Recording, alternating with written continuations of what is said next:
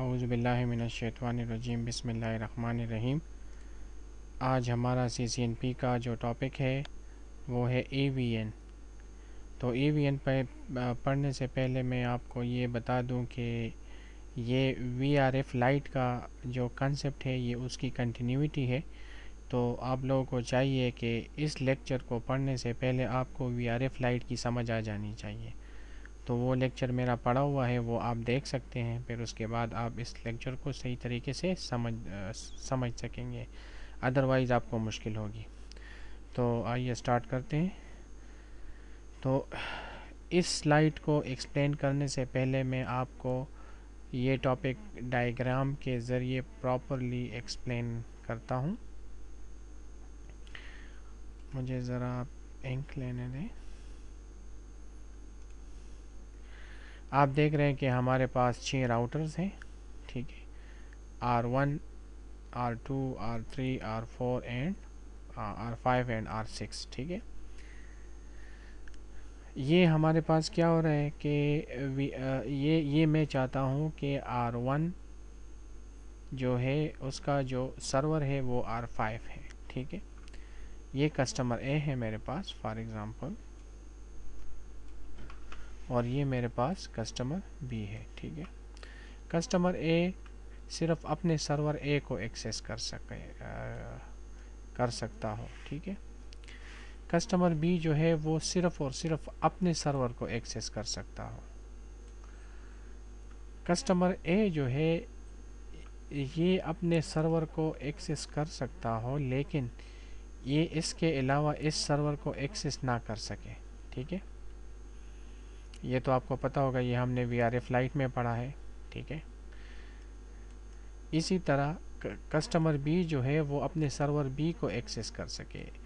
इस server B को इस कस्टमर B के अलावा कोई और कस्टमर एक्सेस ना कर सके, ठीक है। तो कस्टमर B जो है वो कस्टमर A के सर्वर को एक्सेस ना कर सके, ठीक है। तो इसी तरह हमारे पास प्राइवेसी आ जाती है, हमारे पास सिक्योरिटी आ जाती है, और ये कंसेप्ट हमने VRF लाइट में बहुत ही ज़्यादा डिटेल से पढ़ चुका हूँ मैं। लेकिन वहाँ पे क्या था कि वहाँ पे हमारे पास सिर्फ ये एक ही एज राउटर था, ये 2 राउटर नहीं थे, ठीक है। और इसी तरह ये कस्टमर A डायरेक्टली इस एज राउटर के साथ कनेक्टेड था, और ये इस राउटर के साथ, और ये फिर आगे इन सर्वर के साथ। तो वो तो आपको समझ आ गई होगी। बहरहाल यहाँ पे हमारे पास कंसेप्ट ये है कि अगर इसी तरह की हमारे पास, मुझे ज़रा इसको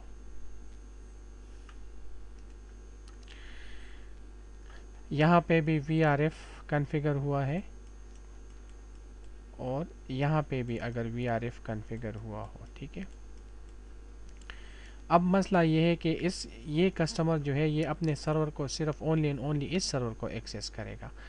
तो इसी तरह यहाँ पे R3 में मेरे पास 2 कंट्रोल प्लेन बनेंगे, एक कस्टमर A के लिए, एक कस्टमर B के लिए। इसी तरह R4 में मेरे पास 2 कंट्रोल प्लेन बनेंगे, एक कस्टमर A के लिए, एक कस्टमर B के लिए। लेकिन जब R1 अगर R5 को एक्सेस करेगा तो ज़ाहिर है R3 के ज़रिए ही इसकी ट्रैफिक आएगी। तो R3 को किस तरह पता चलेगा कि ये जो ट्रैफिक है ये सर्वर A के लिए है, ठीक है। तो बेसिकली जो हमारे पास EVN का कंसेप्ट है वो इन 2 राउटर के दरमियान हमारे पास एक वर्चुअल लिंक बन जाता है, और उसमें हमारे पास टैगिंग होती है। फॉर एग्ज़ाम्पल कस्टमर A का पैकेट यहाँ पे आ रहा है, तो यहाँ पे R3 क्या करेगा, उसको उस पे टैग लगा देगा, फॉर एग्ज़ाम्पल टैग 11। टैग 11 यहाँ पे हमने भी कॉन्फ़िगर किया होगा और यहाँ पे भी कॉन्फ़िगर किया होगा। हमने कहा होगा कि अगर टैग 11 का पैकेट R4 के पास आता है तो R4 क्या करेगा, टैग 11 का पैकेट डायरेक्टली इस कस्टमर A के सर्वर को फॉरवर्ड कर देगा, दैट्स इट। इसी तरह दूसरे कस्टमर के लिए फॉर एग्ज़ाम्पल हमने टैग कॉन्फ़िगर किया हुआ है 22, और इसी तरह यहाँ पे भी किया होगा।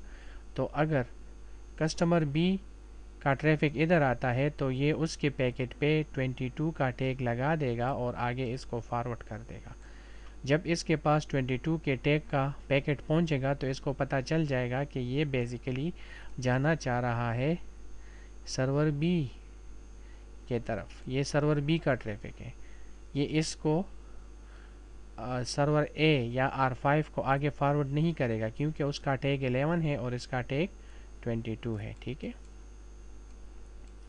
कहने का मतलब ये है कि R4 के पास अगर 11 का टैग आएगा, टैग का पैकेट आएगा, तो वो R5 को फॉरवर्ड कर देगा, और अगर 22 के टैग का पैकेट आएगा तो वो इसको R6 को फॉरवर्ड कर देगा। ठीक है, तो इसी तरह ये डिस्टिंग्विश करेगा कि ये पैकेट जो है ये कौन से सर्वर के लिए है। तो इसी तरह सर्वर को सिर्फ़ और सिर्फ अपना ही कस्टमर एक्सेस कर सकेगा, उसके बगैर इस सर्वर को कोई भी एक्सेस नहीं कर सकेगा। तो इसी तरह हमारे पास सिक्योरिटी बन जाएगी। तो ये हमारे पास बेसिकली ये EVN का कंसेप्ट है। EVN का कंसेप्ट बेसिकली ये हमारे पास, मेरे पास यहाँ पे 2 एज राउटर हैं, एक R3 है और एक R4 है। आप ये एज्यूम कर लो, एक ये राउटर है और एक ये राउटर है। तो ये 2 एज राउटर जब होंगे तो इन दोनों को किस तरह पता चलेगा कि ये पैकेट जो है ये कौन से सर्वर के लिए है या कौन से कस्टमर के लिए है। तो जो कंसेप्ट इधर यूज़ होगा इस लिंक में, उसको हम क्या कहते हैं, EVN टैगिंग करता है। हम हर एक कस्टमर पे टैग लगा देते हैं कि फॉर एग्ज़ाम्पल टैग 11 का मतलब ये है कि ये कस्टमर ए है और ये सर्वर ए के साथ कम्युनिकेट करना चाहता है। टैग 22 ये कस्टमर बी है और अपने सर्वर बी के साथ कम्युनिकेट करना चाहता है। तो इसी तरह इन राउटर को पता चलेगा और कम्युनिकेशन होगी। ठीक है, तो आप ये याद रखिएगा कि EVN ईजी वर्चुअल नेटवर्किंग जो है ये बेसिकली 2 VRF राउटर के दरमियान होती है। ये हमारे पास लेयर 3 ट्रंक है। आप सोच रहे होंगे लेयर 3, हाँ जी, ये लेयर 3 ट्रंक है। 2 राउटर के दरमियान ये जो कनेक्टिविटी है ये बेसिकली फास्ट इथरनेट पे होनी चाहिए। और यहाँ पे हम .1Q नॉर्मली जो ट्रंकिंग प्रोटोकॉल है वो यूज़ होता है, लेकिन यहाँ पे हमें इनेबल करने की ज़रूरत नहीं क्योंकि ये ऑटोमेटिकली इनेबल हो जाता है। ठीक है, तो ये EVN था, इसमें ऐसा कुछ नहीं। बहरहाल आते हैं स्लाइड्स में। Easy virtual networking point number 1, इसको इन शॉर्ट EVN भी कहते हैं। Work between 2 VRF light routers मैं आपको बता चुका हूँ। Work on fast Ethernet port only between routers, ये भी मैं आपको बता चुका हूँ। लेयर 3 ट्रंक, ये भी मैं आपको बता चुका हूँ। टैगिंग, ये भी मैं आपको बता चुका हूँ कि टैगिंग करती है। ठीक है, तो होपफुली आपको समझ आ गई होगी। इसमें ऐसा इतना मुश्किल नहीं है। इसके लिए ज़रूरी है कि आपको VRF लाइट का कंसेप्ट आना लाजमी है। ठीक है, तो अब हम आते हैं इसकी कॉन्फ़िगरेशन में। तो अब हम आते हैं इसकी कॉन्फ़िगरेशन में। ठीक है, वही डायग्राम जो मैं VRF लाइट में आप लोगों को पढ़ा चुका हूँ उसको मैंने थोड़ा सा एक्सटेंड कर दिया है। बेसिकली EVN जो है ये एक्सटेंशन ऑफ VRF लाइट भी आप उसको बोल सकते हो, मतलब the extension of VRF light. ठीक है, आप इसको ये भी बोल सकते हो। बहरहाल ये मेरे पास ये 6 राउटर्स हैं। असल में आप लोग सोच रहे होंगे कि मैं आपको डिटेल नहीं पढ़ा रहा। मैंने स्टार्ट में आपको कहा था कि VRF लाइट आपको सीखना लाजमी है, उसके बाद फिर आपको EVN आएगा। तो मैं एज्यूम करता हूँ कि आपको VRF लाइट की समझ आती है, इसी वजह से मैं उसको प्रॉपरली एक्सप्लेन नहीं कर रहा। मैं सिर्फ EVN के बेसिक को टच कर रहा हूँ, उसके जो कंसेप्ट है उसको टच कर रहा हूँ। VRF लाइट को मैं यहाँ पर एक्सप्लेन नहीं करूँगा। ठीक है, वो आप मेरे लेक्चर में देख सकते हो। तो आइए यहाँ पे, ये बेसिकली हमारे पास ये टोपोलॉजी है। यहाँ पे मैं EVN R3 और R4 में यहाँ पे मैं कॉन्फ़िगर करूँगा, क्योंकि अगर R1 अपने R5 के साथ कम्युनिकेट करना चाहेगा तो यहाँ पे मुझे टैगिंग करनी पड़ेगी R3 और R4 दोनों में। तो इसमें अच्छी चीज़ ये है कि यहाँ पे R3 पे जो मैं कॉन्फ़िगरेशन करूँगा सेम कॉन्फ़िगरेशन R4 पे भी होगी। ठीक है, ये उसका रेप्लिका होगा। ठीक है, तो मैं आता हूँ R3 में। अच्छा, आप ये याद रखिएगा, इस टोपोलॉजी को मैंने सिंपल आईपी एड्रेसेस असाइन की हुई हैं, ठीक है। इस पोर्ट को, इस पोर्ट को, इस पोर्ट को और इस पोर्ट को, इस पोर्ट को मैंने आईपी एड्रेसेस असाइन नहीं किए, ठीक है। मैंने सिर्फ इस पोर्ट, इस पोर्ट, इस पोर्ट और इस पोर्ट को आईपी एड्रेस असाइन किए। यहाँ पे मैंने OSPF प्रोसेस आईडी 1 चलाया है, यहाँ पे 1 चलाया है, यहाँ पे 2 और यहाँ पे 2। क्यों, ये मैं आपको VRF लाइट में बता चुका हूँ, यहाँ पे मैं नहीं बताऊँगा, ठीक है। तो आइए, अब R3 और R4 के दरमियान मुझे वर्चुअल लिंक इस्टेब्लिश करना पड़ेगा और टैगिंग करनी पड़ेगी। तो सबसे पहले मैं क्या करता हूँ, सबसे पहले मैं यहाँ पे 2 कस्टमर क्रिएट करता हूँ, ठीक है। VRF डिफिनीशन A, ठीक है। यहाँ पे VNet टैग, यहाँ पे मैं टैग दूंगा। फॉर एग्जांपल मैं कहता हूँ कस्टमर A की तरफ से जो भी ट्रैफिक आएगा उस पर तुमने क्या टैग लगाना है, 11, ठीक है। ये टैग है simple. Address dash family IPv4, ये भी आपको मैं ऑलरेडी बता चुका हूँ। यहाँ पे जो भी एड्रेसिंग मैं दूंगा वो IPv4 में ही दूंगा, ठीक है। अब मैं आता हूँ, दूसरा कस्टमर डिफाइन करता हूँ B, VNet, इसको मैं कौन सा टैग दूंगा, 22, और एड्रेस डैश फैमिली IPv4, ठीक है। इसमें बहुत सी कमांड ये VRF लाइट की है तो वो मैं यहाँ पे एक्सप्लेन नहीं कर रहा। बहरहाल 2 कस्टमर मैंने R3 में बना दिए, ठीक है। अब मैं आता हूँ, इस पोर्ट को मैं कस्टमर को असाइन करता हूँ। तो सबसे पहले मैं R3 के S5/1 में आता हूँ, S5/1, इसको मैं नो शॉट करता हूँ। इसको अब मैं कस्टमर, इस पोर्ट को मैं कस्टमर के साथ ऐड करूँगा, ठीक है। तो कौन सा कस्टमर इस पोर्ट को यूज़ कर सकेगा, कस्टमर A। तो यहाँ पे मैं क्या करूँगा, VRF फॉरवर्डिंग A, ठीक है। यहाँ पे मैं IP एड्रेस दूंगा जो होगा 10.1.1.10 255.255.255.0, दैट्स इट। और कौन सा कमांड था यहाँ पे जो मुझे देना था, मैं ज़रा भूल गया हूँ, थोड़ा सा मैं ज़रा देखता हूँ कि कौन सा कमांड। अच्छा, ये तो हो गया, IP एड्रेस भी मैंने असाइन कर दिए।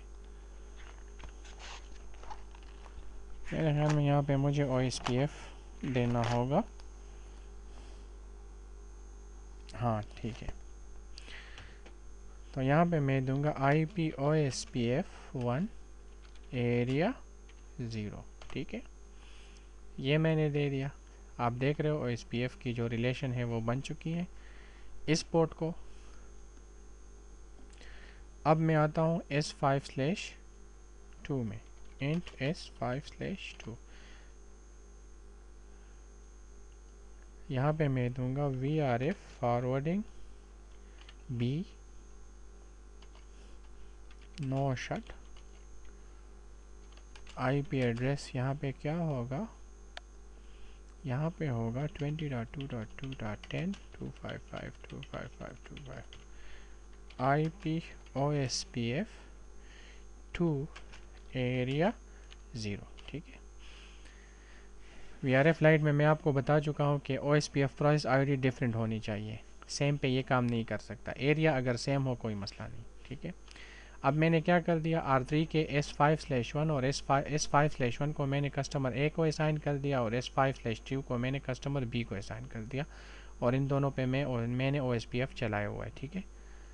अब मैं आता हूँ R3 के FA0/0, यहाँ पे ये कॉन्फ़िगरेशन बहुत इंपॉर्टेंट है, int FA0/0। यहाँ पे मुझे क्या करना है, यहाँ पे इसको सबसे पहले नो शॉट करते हैं, ठीक है। इसको मैं IP एड्रेस देता हूँ 30.0.0.1 255.0. यहाँ पे मैं लिख लेता हूँ VNet नेम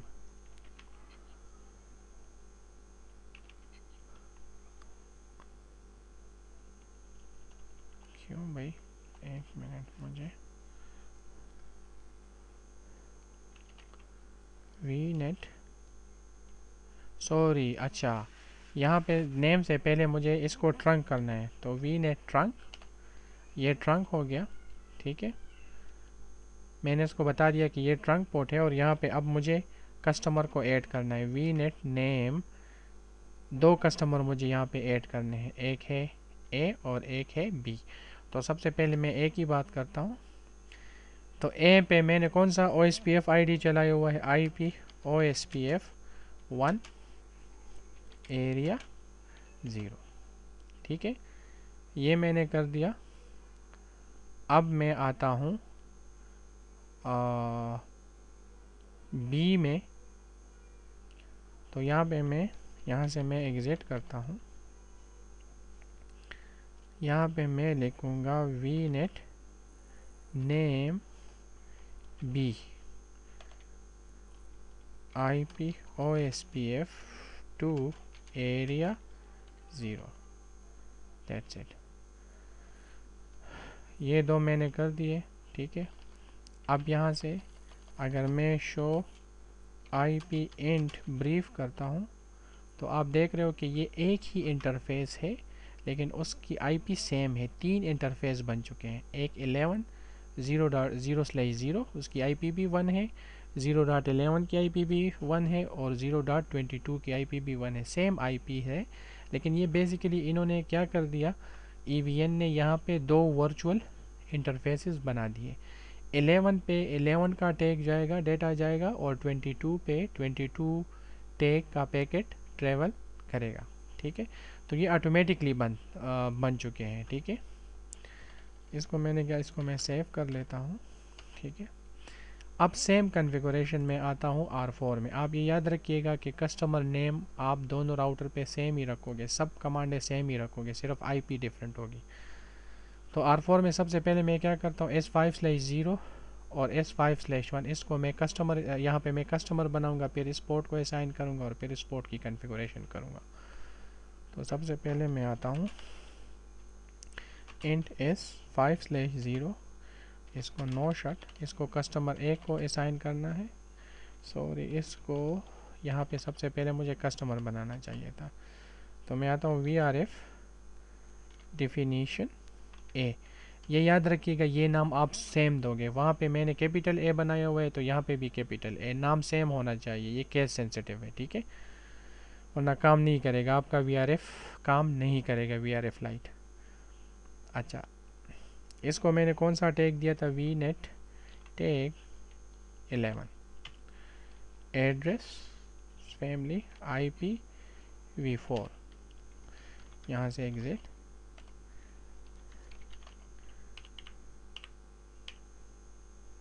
दूसरा कस्टमर मैं बनाता हूँ बी। अगर यहाँ पे मैं स्मॉल बी कर लूँ तो वो काम नहीं करेगा, ठीक है।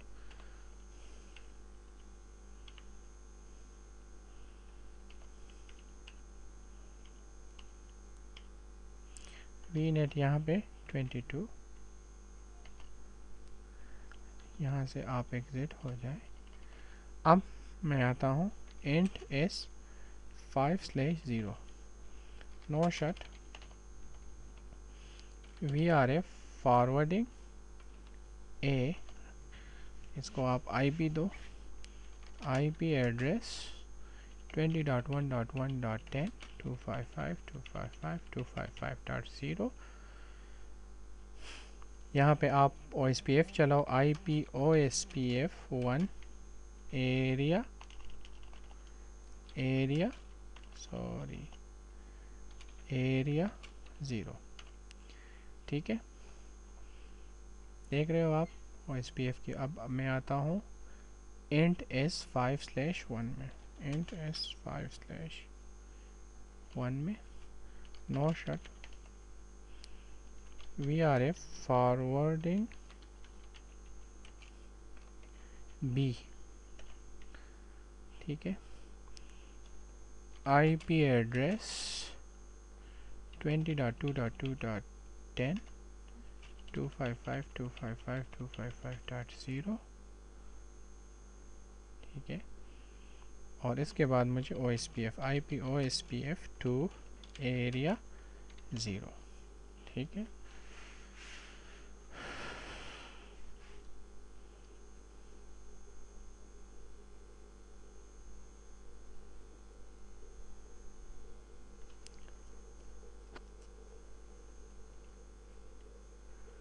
S5/1 अब क्यों नहीं हो रहा?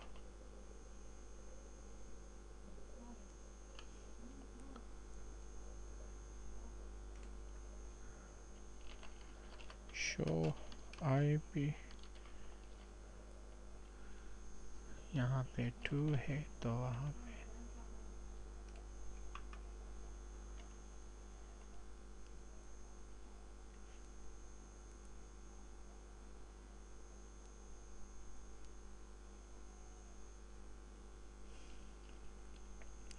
अच्छा, बहरहाल ये मैंने कर दिया। अब हम आते हैं इस इंटरफेस में FA0/0 में, ठीक है। तो यहाँ पे मैं आता हूँ इंट FA0/0, इसको मैं नो शट करता हूँ। IP एड्रेस 30.0.2.255.255.255, और सॉरी ये नहीं 0.0.0, ठीक है। अब यहाँ पे मैं आता हूँ VNet ट्रंक और VNet नेम A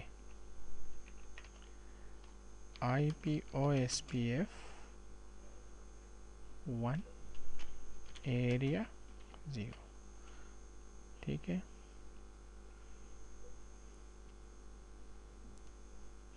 अब मैं आता हूँ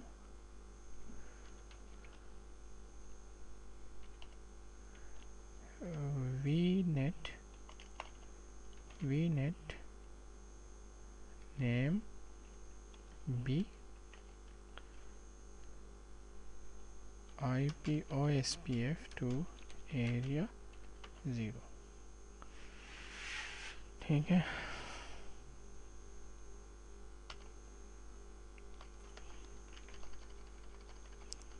अब यहाँ पे अगर मैं शो IP इंट ब्रीफ करता हूँ तो आप देख रहे हो कि यहाँ पे वो चीज़ बन चुकी है। अब मैं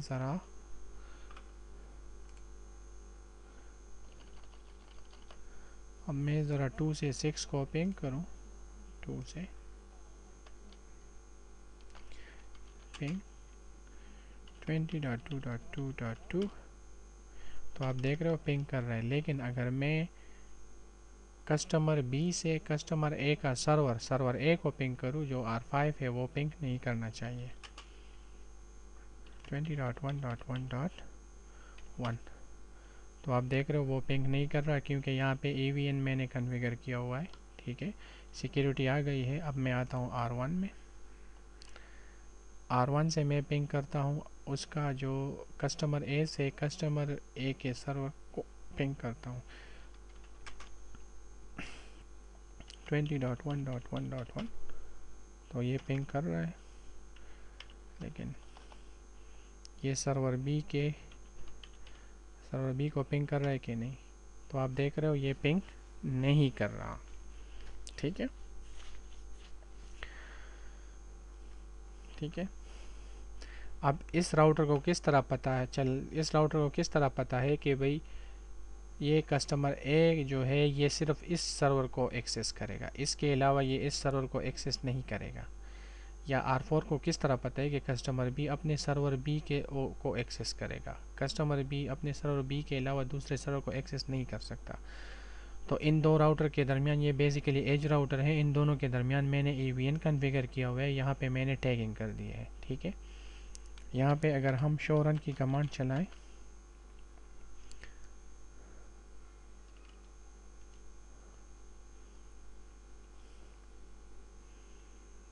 कमांड बहुत टाइम ले रहा है।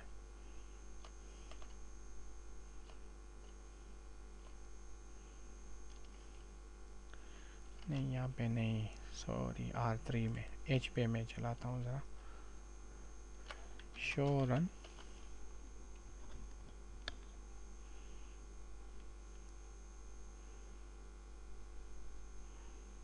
मैं कोशिश करता हूँ लेक्चर थोड़ा हो जाए, लेकिन बस आदत से मजबूर हूँ। लेक्चर कभी बहुत ज़्यादा बातें करता हूँ तो लेक्चर लंबा हो जाता है।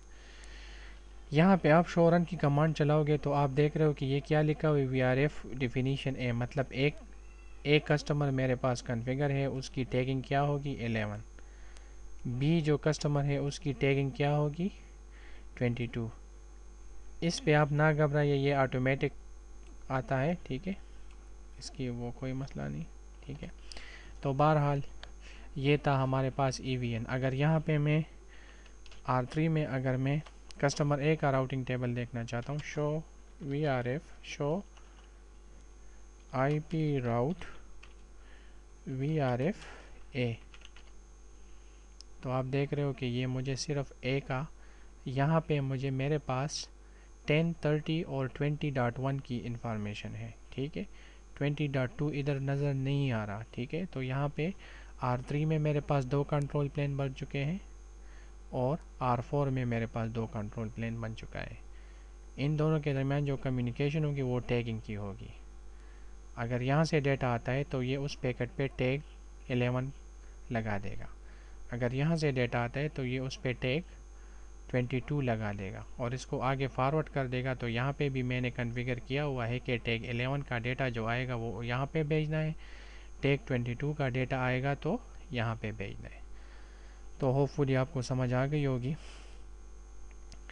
दुआओं में याद रखिएगा, जो भी क्वेश्चन है आप मुझसे पूछ सकते हैं। सब्सक्राइब करना ना भूलिएगा। अपने और अपने हमसायों का ख्याल रखिएगा। अल्लाह हाफ़िज़।